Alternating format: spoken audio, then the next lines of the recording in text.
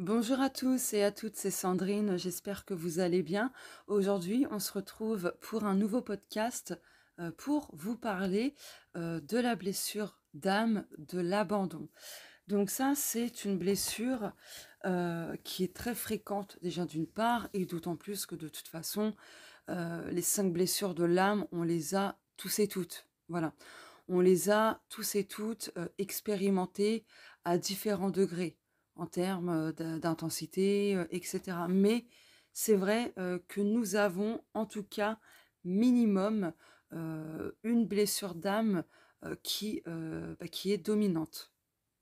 Et donc, j'ai choisi d'aborder d'abord celle-ci, celle de l'abandon, parce que ben, que je l'ai expérimenté sous diverses formes et que ça continue encore, même si quand même j'ai plutôt réussi à faire baisser, on va dire, son intensité et voilà, et d'autres choses à côté. Donc, la blessure de l'abandon, pour vous la faire courte, pour résumer rapidement ce qu'est la blessure de l'abandon, eh bien, c'est la peur d'abandonner quelqu'un ou quelque chose qui nous tient à cœur, hein, aussi, ou d'être abandonné. Voilà. Donc il est dit que, cette blessure-là, elle se fait en gros, pendant l'enfance, parce que, ben, pendant l'enfance, on a, en tant qu'enfant, ressenti l'abandon, même si on n'a pas pu mettre de mots sur, le ressenti du moment. Mais voilà, soit parce que on a été véritablement abandonné par ses parents, donc on a été, mis, à l'orphelinat, on est né sous X, voilà, il y a un des parents qui a quitté la famille, voilà, soit pour refaire sa vie ailleurs, ou par, le biais d'un décès, voilà. Après, il y a une autre forme, d'abandon, c'est, se sentir abandonné dans une situation, de manière émotionnelle, de ne pas se sentir soutenu. Vous voyez ce genre de choses-là, en tout cas. Donc l'abandon, ça peut être autant au sens propre qu'au sens figuré, voilà. Hem, Sauf que je trouve, en tout cas de tout ce que j'ai pu lire, entendre jusqu'à maintenant vis-à-vis de cette blessure d'âme, de l'abandon, donc on parle souvent qu'on a peur d'abandonner quelqu'un, voilà, ou d'être abandonné. Mais en fait, je me suis dit: «Mais il y a quelque chose qui manque en fait dans cette, définition». Alors j'ai pas lu, énormément de choses, non plus. J'ai pas, écouté certaines vidéos, enfin j'ai pas tout lu, j'ai pas tout regardé comme vidéo, hein, attention. Donc il y a peut-être des gens qui en ont parlé et je ne sais pas, mais en tout cas de tout ce que j'ai pu lire et tout ce que j'ai pu, écouter comme vidéo, jusqu'à maintenant, parce que, bah, ces temps-ci, je suis très à fond, sur, beaucoup plus de recherches approfondies, vis-à-vis de cette blessure de l'abandon. Mais je me suis dit: «Mais à aucun moment j'ai lu ou entendu de s'abandonner soi-même par rapport à cette blessure». Voilà, je me suis dit: «Mais on peut s'abandonner soi-même? Pourquoi personne n'en parle?» Enfin, je répète, hein, de ce que j'ai lu et écouté, comme vidéo, tout ce que j'ai regardé et lu, pas une seule fois c'est sorti ça. Donc j'espère quand même qu'il y a des personnes, qui ont fait d'autres vidéos ou d'autres articles, hein, peu importe, ou même dans des bouquins. Alors les bouquins, j'en ai vraiment pas des masses, hein, mais en tout cas, j'espère quand même, qu'il y a, quelques personnes qui ont parlé de ce point important. C'est important parce que, oui, on a peur d'abandonner quelqu'un ou quelque chose qui nous tient à cœur ou d'être tout simplement abandonné par, ceux qu'on aime, qui nous entourent et cetera. OK. Mais on oublie vraiment ce point important. On a aussi peur, inconsciemment, de s'abandonner soi-même. Donc voilà, du coup, ben, faudrait se poser la question: à quel moment on s'est abandonné nous-mêmes? À quel moment on s'est abandonné? Dans quelle situation? Peu importe, faut vraiment se questionner pour voir si justement, la blessure de l'abandon, si elle s'est pas réveillée, aussi parce que, bah, on s'est oublié soi-même, on s'est abandonné soi-même et je pense que ça va vous parler. quand on est trop dans le sacrifice de soi, pour les autres, hem, en étant dans le sacrifice, tout ça, en mettant ses besoins, en dernier, en ne se faisant pas une priorité, parce qu'on fait passer les autres avant soi. Donc c'est en lien avec la blessure de l'âme de l'abandon, hein. Voilà, mais je n'ai pas entendu ou lu que aussi on avait peur de s'abandonner soi-même. Et ça, c'est inconscient, c'est très, très inconscient. Moi, je l'ai conscientisé personnellement, parce que du coup, je me suis rendu compte, je me suis dit: «Mais attends, mais Sandrine là, tu t'es abandonnée, plusieurs fois. Combien de fois tu t'es laissée tomber? Combien de fois tu t'es abandonnée toi-même?» Voilà, j'espère que vous comprendrez vraiment le sens du message, parce que je pense que ça fait un peu bordélique, même si ça reste pour moi quand même clair, mais c'est un peu, comment dire? Complexe. Voilà. Bref, donc voilà, je voulais tout de suite aborder ce point hyper important. Donc du coup, par rapport à cette blessure de l'abandon, donc là, j'ai un tableau, qui regroupe plusieurs, caractéristiques des 5 blessures de l'âme, de Lise Bourbeau. Et donc en fait, en général, la blessure de l'abandon, c'est avec le sexe opposé. Voilà. Du coup, ça crée, un manque, affectif en termes de nourriture, vous voyez? Et donc le masque principal, de cette blessure d'abandon, c'est le masque du dépendant. Voilà. Donc ce masque peut se manifester, sous diverses formes, mais où on voit qu'une personne a grandement, la blessure de l'abandon pardon, qui l'impacte, qui la domine et cetera, c'est la dépendance affective, très clairement, voilà. Mais il y a d'autres formes, de ce masque de dépendant qui se manifeste. Donc être dépendant à l'alcool, être dépendant à la cigarette, à de la drogue, au sexe, bref, être dépendant de quelque chose.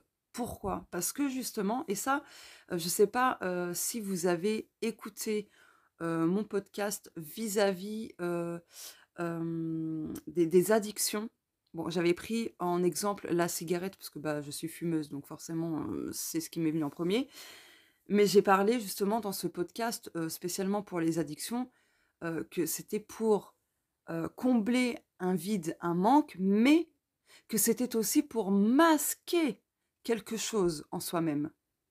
Des choses qu'on ne veut pas regarder, qu'on ne veut pas ressentir, vous voyez? Donc voilà et du coup, pour revenir, à ce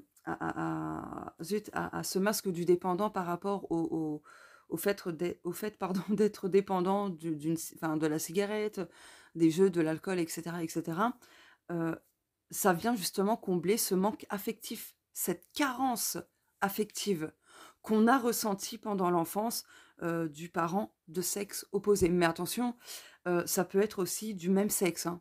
Voilà, hein, je tiens à le préciser, hein. Voilà, c'est pas que, un truc bien défini. Non, non, ça peut être autant, les parents, autant ça peut être, autre chose, hein. Ça on peut se sentir abandonné aussi, par, un grand-père, une grand-mère, frère, sœur, enfin voila, j'invente d'autres mots, voilà. Donc voili voilou. Donc c'est le masque du dépendant. Alors attendez, parce que j'avais, hop, pris quelques petites notes pour moi. Hop, et j'ai fait tomber par terre. Donc voilà. Le vocabulaire. Donc ça, c'est toujours dans le tableau des caractéristiques des 5 blessures que Lise Bourbeau, voilà, a noté. Donc je n'ai pas son livre. Moi, c'est un PDF qu'on m'avait envoyé, hein, je tiens à le préciser, donc voilà. Du coup, j'ai que 3 pages, hein, et ces 3 pages, c'est que le tableau. Bref, parenthèse fermée, donc le vocabulaire qu'on peut utiliser, quand on a, cette blessure de l'abandon, le vocabulaire que je vais enfin les mots que je vais évoquer, c'est des mots qu'on utilise, en tout cas que les personnes, utilisent, quand elles ont cette blessure très dominante. Donc, heu, on dit: «Je me sens seule», «Je ne supporte pas» ou «Je me fais bouffer», «On me lâche pas», Je n'aime pas me sentir seule, je n'aime pas la solitude, j'aime pas quand les gens sont loin de moi, enfin, ce genre de choses-là. Là, c'est moi qui en rajoute, hein. Donc voilà, le vocabulaire et justement la plus grande peur, d'une personne qui a la blessure de l'abandon, c'est la solitude. Ça, c'est la plus grande peur, la solitude. Voilà. Donc se faire abandonner, par exemple, et se retrouver seul. Être quitté par la personne que l'on aime. Enfin voilà, je vous donne tout plein d'exemples. Sa plus grande peur, c'est ça, la solitude. Ensuite, alors là, ce que je vais aborder, à prendre avec des pincettes, vraiment. Ne pas prendre pour argent comptant. Alors moi, il y a un truc que je vais prendre pour argent comptant. Pour les personnes qui me suivent depuis un moment, vous allez comprendre de quoi je parle. Vous allez tout de suite capter. Après, pour les nouveaux, bon, bah, je vous expliquerai un petit peu. Alors, par rapport à l'alimentation, j'y reviendrai après. Je veux d'abord parler des maladies possibles que peut déclencher cette blessure d'abandon. Donc des problèmes au dos, de l'asthme, des bronchites, des migraines, de l'hypoglycémie, de l'agoraphobie. Pourquoi j'appuie sur ce mot-là? Parce que je suis agoraphobe. Voilà. Et en plus de ça, bronchite. Alors là, mon Dieu, qu'est-ce que j'en ai fait des bronchites? Oh, j'en ai fait beaucoup, beaucoup, beaucoup, beaucoup. De 2017 à 2018. Bref. Et là, récemment, début juillet, je me suis retapé une bronchite. Donc en fait, pour vous partager un peu mon expérience personnelle, enfin mon expérience, ce que je vis personnellement, la blessure de l'abandon est, enfin, c'est manifesté par le biais de la bronchite. Pourquoi? Parce que il faut absolument que je travaille cela. Par rapport à mon agoraphobie, à l'anxiété. Parce que c'est aussi alimenté par cette blessure de l'abandon. Voilà, j'espère que j'étais claire. Bref, donc agoraphobie, diabète, glande surrénale, myopie, un côté hystérique, de la dépression, certaines maladies rares qui peuvent atteindre davantage pour avoir de l'attention en fait. Voilà. Bon, ce côté-là, les maladies rares, bon, hein, à prendre avec des pincettes. Donc voilà, mais en tout cas, qu'est-ce que j'ai fait tomber? Ah, ma bouteille d'eau. C'est rien, ça va pas tomber plus bas. Hop, voilà. Où j'en étais, où j'en étais? Ben, je ne sais plus. Oui, ce dont je voulais dire par rapport à ça, par rapport à l'attention, c'est qu'aussi on peut s'attirer justement des situations où en fait, on va automatiquement générer de l'attention de la part des autres. Voilà, donc bon. Bon, à prendre avec des pincettes aussi, hein, tout n'est pas non plus lié à cette blessure de l'abandon. Tout ce qui nous arrive n'est pas forcément lié à nos blessures d'âme, etc. Ça peut être aussi par rapport à des schémas répétitifs, karmiques, etc. Enfin bref, il y a d'autres choses à prendre en compte, hein. Mais voilà, quand même, quand même. Donc du coup, en fait, hem, pour parler de ces maladies, donc moi je pense qu'il y a d'autres choses qui en termes de maladies qui se déclenchent par rapport à la blessure de l'abandon. Bon, là tout de suite, je n'ai pas d'autres exemples à vous donner, mais en tout cas, ça reste quelques pistes. Ça vous donne quelques pistes. Bien sûr, l'anxiété, ça joue énormément sur la blessure d'âme. Enfin, je veux dire, blablabla. L'anxiété fait partie aussi de cette blessure d'âme de l'abandon, d'accord? Donc, ça génère de l'anxiété, du stress. Voilà. Où j'en étais? Oui, l'alimentation. Alors là aussi, à prendre avec des pincettes, hein, parce que bon, parfois, l'alimentation, c'est pas forcément lié à une blessure, mais c'est lié à autre chose. Bon, même si en général les blessures font que ça joue. Bref, je me comprends. Donc l'alimentation, c'est, on va avoir ce côté un peu boulimique, voilà, d'hyperphagie en fait. Pourquoi? Parce que tellement qu'on ressent ce manque affectif, ce manque aussi, cette nourriture émotionnelle, on peut justement se rabattre sur la nourriture. Autant on peut manger énormément, autant que des fois justement, on va pas spécialement manger. Donc il y a un lien avec la blessure d'âme de rejet quand même, hein. De toute façon, Hem, la vidéo que j'ai vue, la dame disait que de toute façon, quand on a la blessure d'âme de l'abandon, en général, c'est pas toujours le cas, mais en général, il y a la blessure de rejet qui est très copine avec, cette blessure d'âme de l'abandon. Cette dame en question s'appelle, si je dis pas de bêtises, Denise Meyel, quelque chose comme ça. Voilà. J'aime beaucoup cette dame. Je l'ai découverte récemment et personnellement, j'ai tout de suite accroché. Enfin bref, donc voilà. Heu, où j'en étais? Donc voilà, par rapport à l'alimentation, autant on peut manger énormément, autant que pas du tout, très peu. Ça va dépendre. Mais généralement, on va combler justement ce manque, d'affection. Hem, on va manger nos émotions, on va manger ce qu'on a besoin de combler. Vous voyez? Voilà. Bon, en général, la personne qui a la blessure de l'abandon, aime manger déjà, prend son temps pour savourer son plat, a un très bon appétit, mais il peut arriver parfois que ce soit l'inverse. Voilà, ça peut arriver. Ça, c'est moi qui l'ajoute, par expérience. Voilà. Où en étais-je? Tuc, tuc, tuc, alors, j'ai un peu perdu le fil, excusez-moi. Hem, alors, oui, ce que je voulais, dire, c'est que quand cette blessure nous impacte, en fait, on va vraiment pas supporter, par exemple, quand on envoie des messages, on va pas supporter, le fait que la personne ne réponde pas. Vous voyez? Parce que tout de suite, on va réagir comment? On va réagir avec de l'angoisse. On va se dire: «Qu'est-ce que j'ai fait de mal?»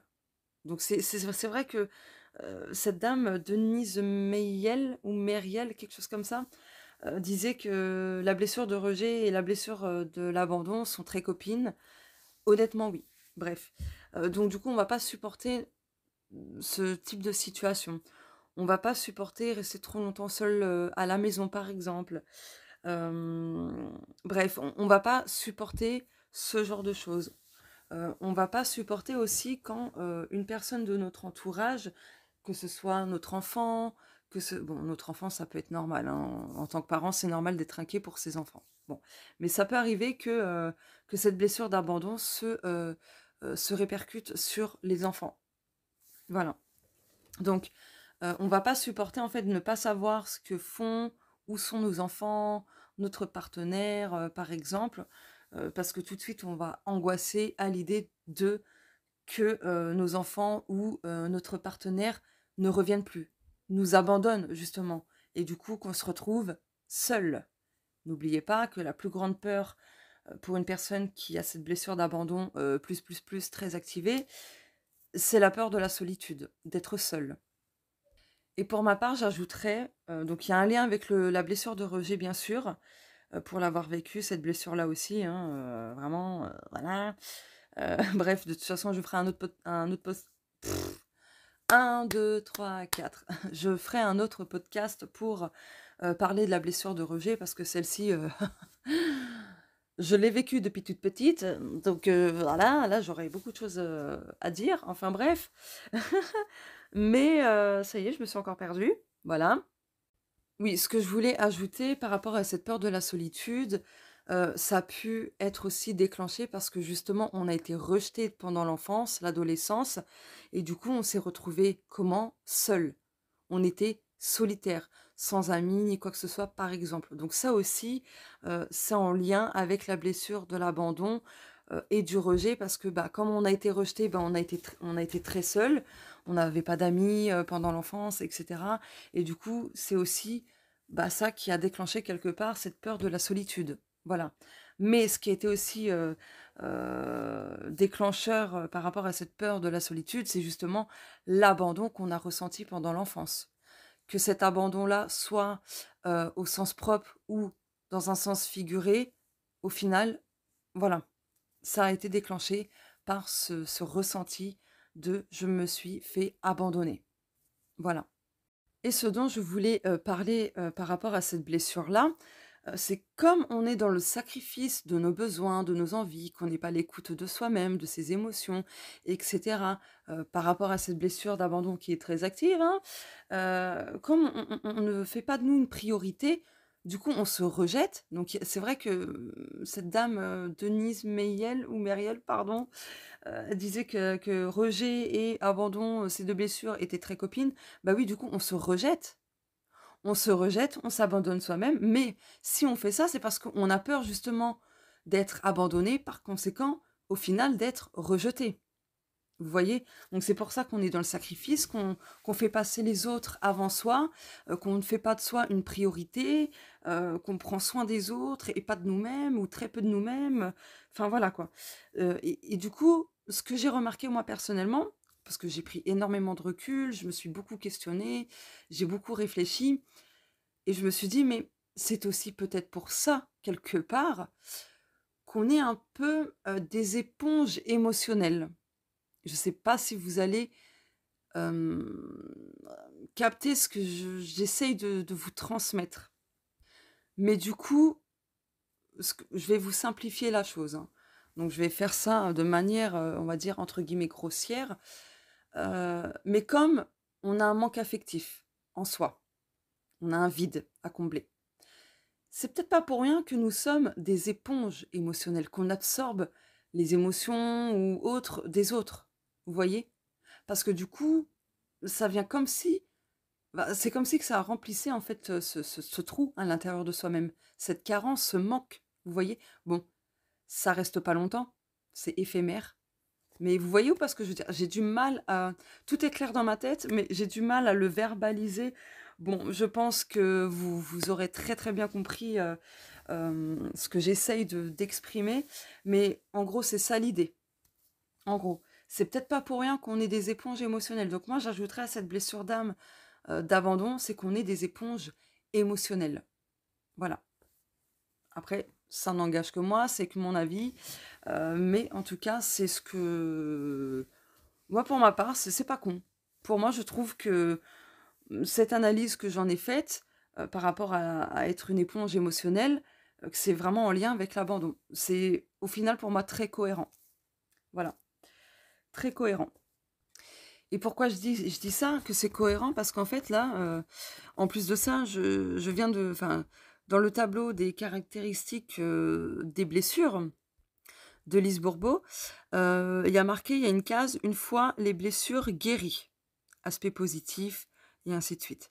À la toute fin, il y a marqué: «Bien que sociable, a besoin de moments de solitude pour se retrouver» et j'ajouterais: «pour se recharger». Pour recharger ses batteries et donc ça fait écho à ce que je vous disais, juste avant sur le fait d'être une éponge émotionnelle. Voilà et dans la toujours dans la case «Une fois les blessures guéries», il y a marqué aussi, je retrouve la phrase, alors attendez, ça y est, je me suis perdue.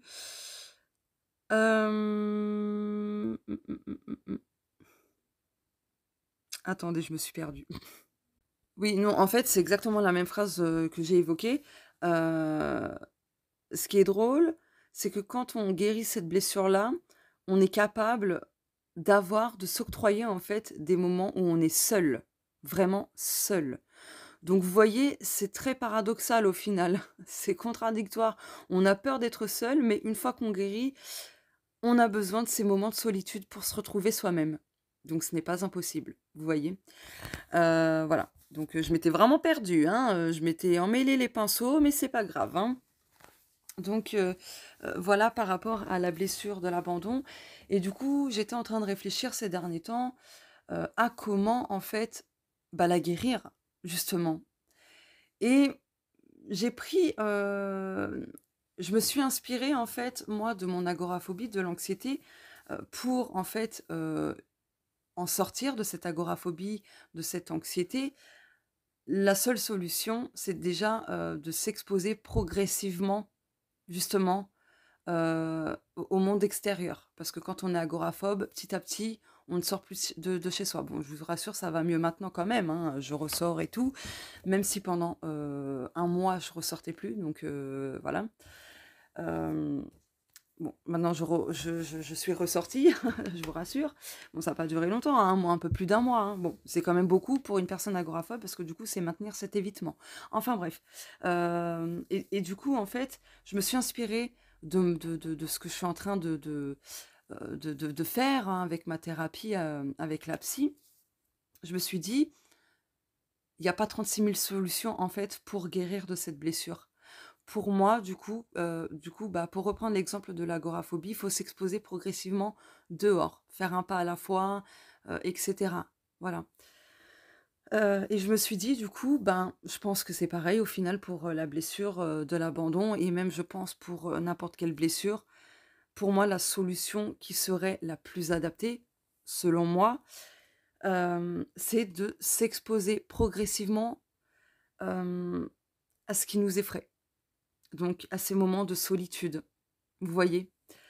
C'est difficile, c'est clair, parce que ça peut générer de l'anxiété, mais je pense qu'il n'y a pas spécialement d'autres solutions pour, en fait, changer la donne, pour guérir, cette blessure-là, vous voyez? Pour en fait, guérir, c'est un bien grand mot.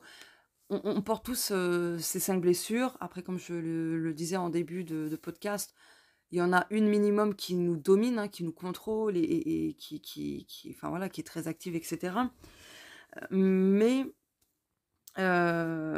pour guérir dans le sens que en fait, que cette blessure-là n'ait plus justement le contrôle sur notre vie, sur nos comportements, et ainsi de suite. Voilà. C'est pour moi, guérison, c'est ça. C'est que la blessure sera toujours en soi, oui, mais elle n'aura plus aucun contrôle. Donc c'est ça pour moi la guérison. Mais ce dont je voulais ajouter aussi, c'est que, quand on a cette blessure de l'abandon qui est très active, on peut manquer de soutien. Que ce soit un soutien moral, émotionnel ou peu importe, hein. Mais, ça peut se manifester ainsi, un manque de soutien. Voilà. Qu'est-ce que je voulais ajouter d'autre? Et du coup, en fait, par exemple, bah, vis-à-vis de ce manque de soutien, au lieu d'attendre, en fait, que ce soit, nos proches qui nous soutiennent, commençons, pardon, par se soutenir soi-même. Vous voyez? Se valoriser soi-même, et ainsi de suite. De ne plus s'abandonner soi-même, de ça commence par toutes ces choses-là. Au lieu de ne plus écouter ses émotions, ses envies, et ainsi de suite, prenons le temps de faire ces petits pas, un pas à la fois, voilà, au lieu de faire passer les autres en priorité, si, on me demande quelque chose et que moi, j'ai pas spécialement envie sur l'instant, ou que je suis occupée, je ne vais pas lâcher, par exemple, ce que je suis en train de faire pour l'autre personne. Sauf si c'est par contre, s'il y a urgence, hein, que c'est grave ou autre, bien sûr, on fait la part des choses. Mais voilà, si la personne, ça peut attendre 5 minutes, par exemple, vous terminez ce que vous êtes en train de faire et ensuite vous allez, voilà, aider la personne. Voilà. Et je répète, hein, si la personne n'est pas dans l'urgence absolue et cetera, voilà, hein, elle peut, largement attendre 5 à 10 minutes, hein. Voilà, voilà. Mais c'est de réapprendre à faire de soi une priorité, donc de s'accorder des moments pour soi, pour prendre soin de soi, pour se choyer, pour voilà, se faire du bien, et plein de choses comme ça. C'est par des petits pas comme ça qu'en fait, on se dirige pleinement vers, la guérison. Donc, le fait que cette blessure-là ne va plus nous contrôler, en tout point, tout domaine. Voilà. Par exemple aussi, ce qui me vient, la charge mentale. Ah ouais, la charge mentale, mais ça, c'est très fortement lié aussi à la blessure de l'abandon, mais c'est également fortement lié à la blessure de rejet, hein. Enfin bref, donc il y a ça aussi. Donc du coup, de prendre ses responsabilités aussi, ça va aider et de ne pas porter non plus le fardeau des autres, hein, très clairement parce que ça joue énormément. Quand on a cette blessure d'abandon très active, on va avoir tendance justement à prendre les responsabilités des autres, les fardeaux des autres, pour justement parce que, bah, pour pas se faire abandonner. Parce qu'on a peur, que la personne le prenne mal. Donc aussi, on redoute les réactions des autres. Donc il y a encore une fois un lien avec le rejet, hein. Voilà. De toute façon, il y a quand même pas mal de similitudes entre la blessure de l'abandon et la blessure de rejet. Voilà. Ensuite, oui, je relisais vite fait le tableau. Oui, ce qui ressort aussi, c'est que quand cette blessure d'abandon est très active, elle peut aussi également se manifester euh, sur le fait qu'on pense ne pas y arriver seul. Vous voyez? Il y a ce côté où on va tirer des perverses narcissiques ou pervers narcissiques. Voilà. Hem, qu'est-ce que je voulais dire d'autre? Et comment dire? Et par exemple, on va avoir tendance aussi, à se rendre fautif, fautive pour des choses qu'une personne a pu faire ou nous faire, alors que pas du tout. On n'est pas responsable, on n'est pas fautif, fautive, mais on va prendre, ça sur, nos épaules. En fait, on va culpabiliser souvent, pour rien, dans le sens que, on va se sentir coupable de choses, en fait, que c'est pas nous, c'est pas de notre faute. Donc ça revient, à ce que je disais, juste avant, vous voyez? Donc on va se rendre coupable, responsable de certaines fautes qui, bah, ne viennent pas de nous, où on n'est absolument pas, l'auteur, l'autrice, vous voyez? Donc en fait, on va, s'accuser soi-même de: «Ouais, mais c'est parce que j'ai pas fait ci» ou «C'est parce que j'ai fait ça» ou «C'est parce que j'ai dit ci» et cetera et cetera. Donc voilà. Hem, oui et on peut mal vivre aussi quand on n'arrive pas, par exemple, à aider quelqu'un, comme ce quelqu'un, souhaitait un peu qu'on l'aide. On peut mal réagir, vis-à-vis de ça. On va se trouver, du coup incapable. Voilà. Un peu, un peu, voilà. Donc ça, par contre, ça, c'est de mon avis à moi. Mais ouais, on va en tout cas mal le prendre. On va se dire: «Mais je suis pas à la hauteur, en fait. Je suis nulle. Je suis pas à la hauteur. Je suis même pas capable de faire ça». Vous voyez? Donc voilà. Donc il y a encore une fois un lien, avec, la blessure de rejet, hein. Les 2 sont effectivement très copines, très liées, hein. Ouais. C'est vrai que quand on prend du recul, on se rend compte que, bah, finalement, l'un ne va pas sans l'autre, en fait. Les 2 sont liés. Voilà. Donc cette dame avait, totalement raison parce que, bon, je repense à certaines choses, de mon passé et oui, effectivement, ouais, c'est un truc de fou. Vraiment, c'est fou. Enfin bref. Je pense que j'ai fait, le tour sur la blessure d'âme, de l'abandon. En tout cas, j'espère. Mais pour revenir à ce que je disais en tout début, de ce podcast, hem, je pense qu'il sera nécessaire, en fait, de faire un petit bilan, sur sa vie, et de se questionner sur telle épreuve qu'il y a eu, telle situation, telle relation ou autre, heu, s'il y a eu un moment où, où on s'est pas abandonné.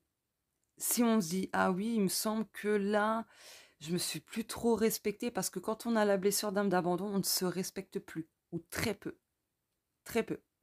On laisse aussi, l'autre personne, donc là, ça va concerner par rapport au couple, on va se laisser, en fait, malmener, maltraiter, si je puis dire. Alors attention, hein, je pense que ça va pas plaire, mais en vrai de vrai, je dis ça aussi en connaissance de cause. Donc voilà, je m'inclus là-dedans. C'est vrai que ça pique l'ego, je vous le fais pas dire, parce que du coup, bah, on se rejette la faute sur nous, hein. Bah, c'est de notre faute, bah, voilà, je suis responsable. Mais non, OK?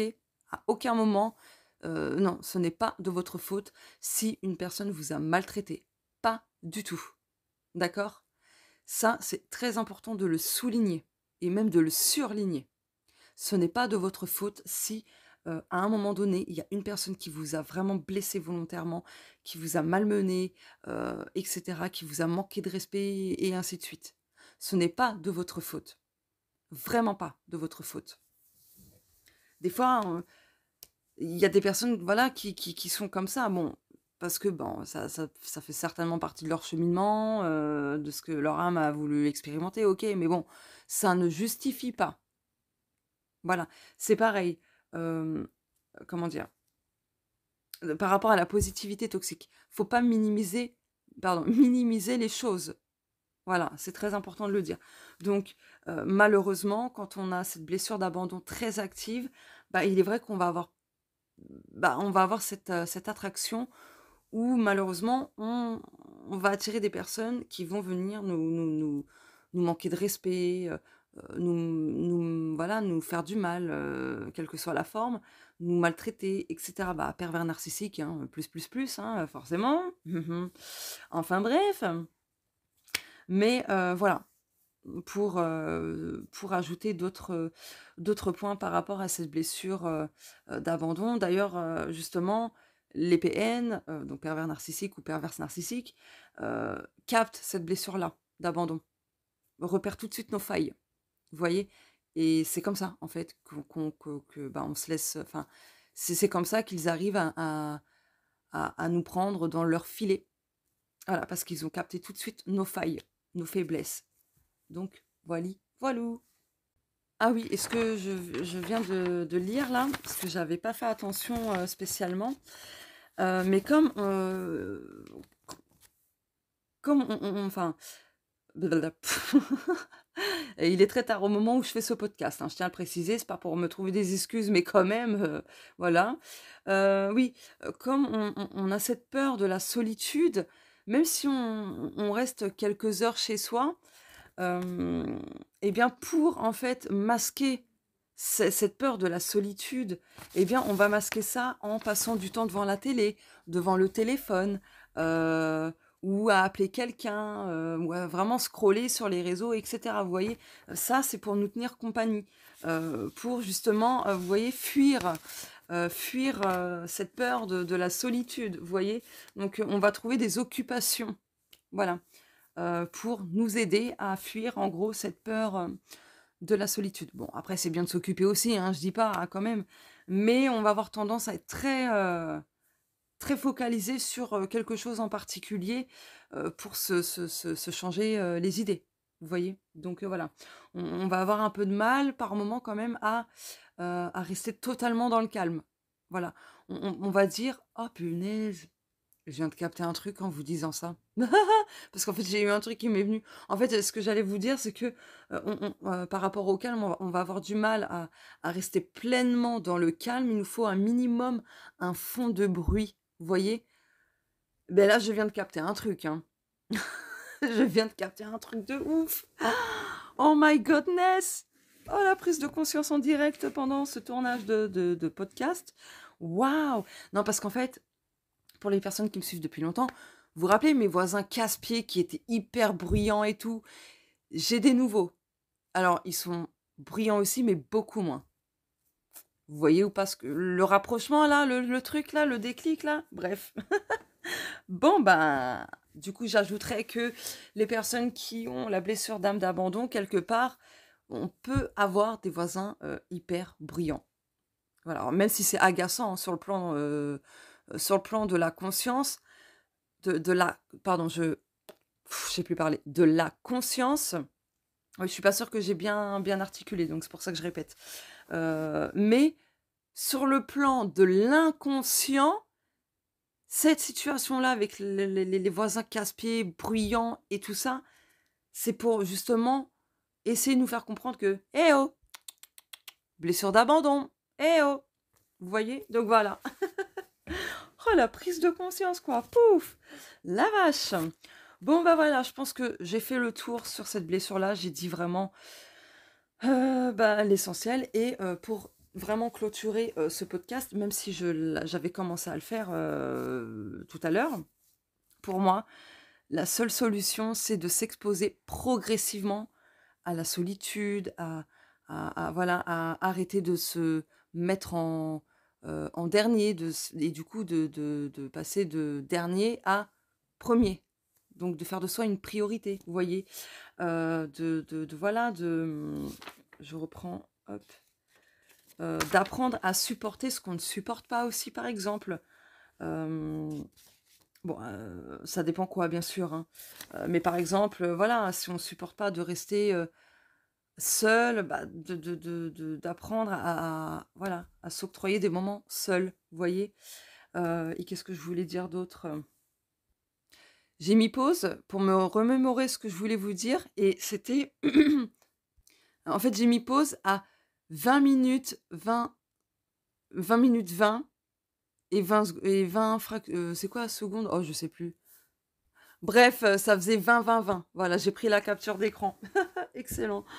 Où j'en étais du coup? Oui, quand on attend le soutien, de l'entourage ou d'une personne en particulier, si on voit qu'on ne l'obtient pas, faut plus attendre quoi que ce soit. De l'extérieur. Même si c'est l'entourage proche, ça reste l'extérieur quand même malgré tout. L'extérieur de nous-mêmes, hein, je parle.